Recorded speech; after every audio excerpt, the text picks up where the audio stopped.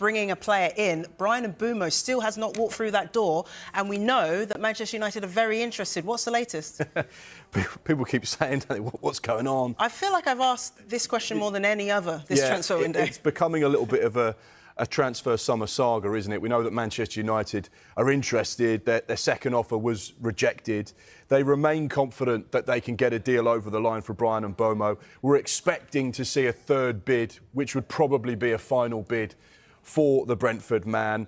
Manchester United would love to get this wrapped up and sorted before they go on their pre-season tour of the USA as well, and they very much want Bryan Mbeumo to be a part of that squad that travels with Ruben Amorim.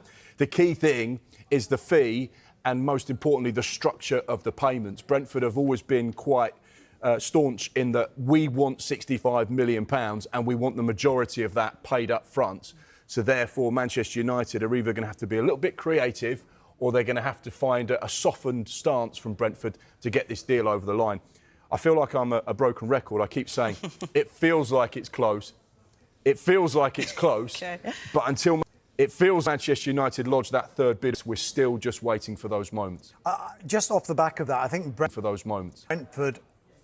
will wisely look at Mbeumo if he was to leave. They've got to prepare themselves that if the deal to Manchester United does materialise eventually, they're going to need to be in a position to start the season having replaced Bryan Mbeumo. And Omari Hutchinson from Ipswich Town is a player that they are very, very interested in. Now, I'm told that Brentford saw multiple approaches for Omari Hutchinson rebuffed by Ipswich Town on Tuesday. Now, this is where it gets interesting because the two clubs held talks on Tuesday and there was a 5 p.m. deadline on his relegation clause. So Omari Hutchinson had a relegation clause of £35 million. Now, it's thought that Brentford actually met that £35 million release clause, but didn't meet the conditions in which those the £35 million would be paid. So effectively, they failed to meet the conditions. So that deal didn't get done. 5 p.m. on Tuesday came and went. So now that relegation clause is no longer active, is no longer valid. So Ipswich Town effectively are in a bit more control of this situation because they can ask for what they want now for Omari Hutchinson. We expect Brentford to go back in. They do remain interested. Ipswich have got no intention of selling Omari Hutchinson, but having no intention of selling and actually selling are two different things. It's not a case of he is not for sale because every player has got his price. And if Brentford do come back in with a figure and a structure of payments that Ipswich Town think, do you know what? It's something we can't refuse at the moment, then there is still a possibility that this deal can get done. Hutchinson, for his part, still got 4 years left on his contract. But when Ipswich Town made those, but they made so many signings, didn't they, last summer, they included these relegation clauses in the contracts just to make sure that if some of their big players were to end up leaving, they would be in a position where they could still get big money for them and then reinvest it to go back up from the Championship into the Premier League next season. And is that deal dependent on whether they let Mbeumo go, or will they? I think there's an independent interest in Omari Hutchinson, but he is clearly a player that Brentford will be looking at if Mbeumo was to go, because it's no point Brentford being in a position of trying to get as much money as they can for Bryan Mbeumo and then say that deal happens really late and they haven't got anything or any player to replace him with. It's not how clubs do business. So that's why they are looking around for potential targets if and when Mbeumo leaves Brentford. OK. For the main words there, what did you make of what Sheringham had to say? Well, Teddy Sheringham's one of those iconic Premier League players and was a part of a hugely successful era, not only at Tottenham, but, of course, Manchester United, and played, you know, well into his 40s. I remember watching him play for Colchester in his 40s. So when a player of his calibre, his knowledge, experience, sits up and says things, you take notice. He's been there, done it and got the T-shirt. No question about his words being very, very powerful. And if that's how he views the situation, then he, as a former Manchester United player, absolutely has the right.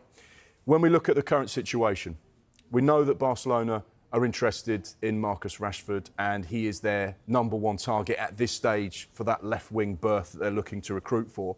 There's been still no formal offer from Barcelona to Manchester United. However, they do remain interested. I think the most positive and powerful thing that Barcelona have on their side is that they know that Marcus Rashford is desperate to play for them at Barcelona, and he's made no secret about his desire to head over to Spain. The problem will be finance, and that's where Manchester United... His salary? His salary. And Manchester United will be looking at a player through their academy and saying, well, actually, he represents 100% profit, so we want our £40 million, which was what was agreed with Aston Villa, but they decided not to exercise that option.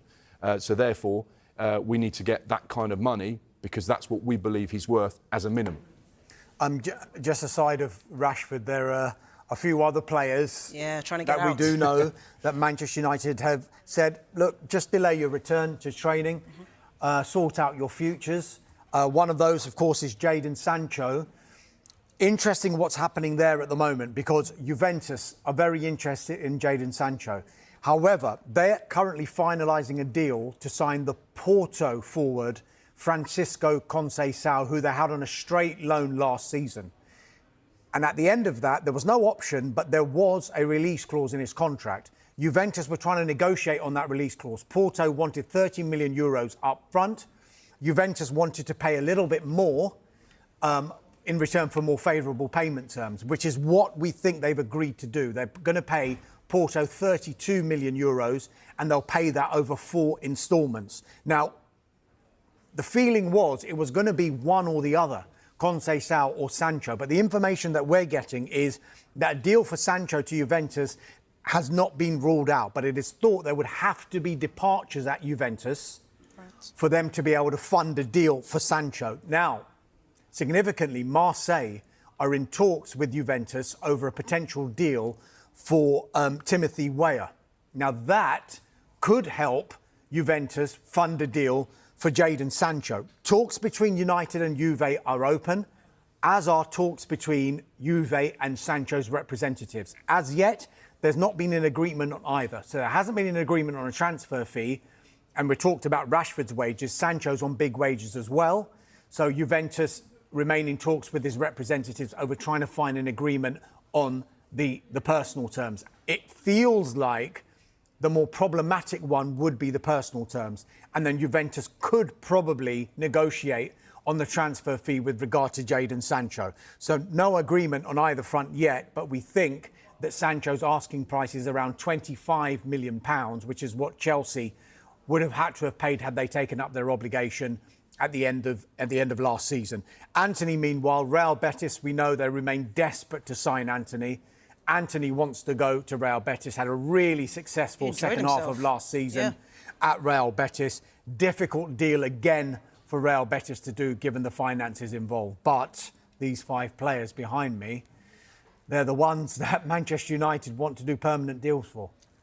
Alejandro Garnacho as well. Any updates on him? He carries on posting these cryptic social media posts. Yeah, I mean, Manchester United, again, want to do deals for all 5. There haven't been any formal offers, we think, at the moment. Napoli were interested earlier on in this transfer window, but they couldn't get a deal done. The noises around Garnacho would suggest that any deal, he would prefer a permanent deal to a Premier League club, so he wants to stay in England. OK, so Manchester United trying to offload some players, but in terms of Manchester United's efforts to buy Bryan Mbeumo have stalled after Brentford raised their valuation to closer to £70 million, with Sir Jim Ratcliffe intent on not being pushed into paying more than his club's £65 million valuation of the forward. Mbeumo has told Brentford he wants to join United, and at the end of June Ratcliffe and Jason Wilcox, United's director of football, believed a £65 million package would land the 25-year-old. Brentford also privately indicated a medical was expected imminently.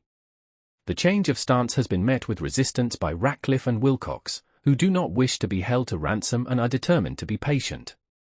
Brentford view their position as firm because although Mbeumo's contract expires next summer, the club hold a 1-year option.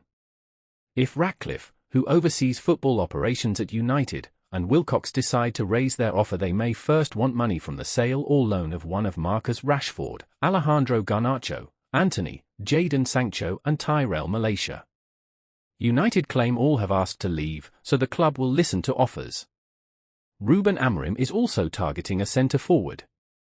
The head coach has signed only Matheus Cunha this summer for 62.5 M from Wolves. In just over 4 weeks' time, United host Arsenal in their Premier League opener. United's pre-season begins with Saturday's trip to Stockholm's Strawberry Arena to play Leeds before Amorim's squad fly to Chicago for a tour of the US, where they play West Ham, Bournemouth and Everton. Brentford have failed in an attempt to trigger Omari Hutchinson's £35 million release clause from relegated Ipswich, although that is not expected to end the West London club's pursuit of the forward.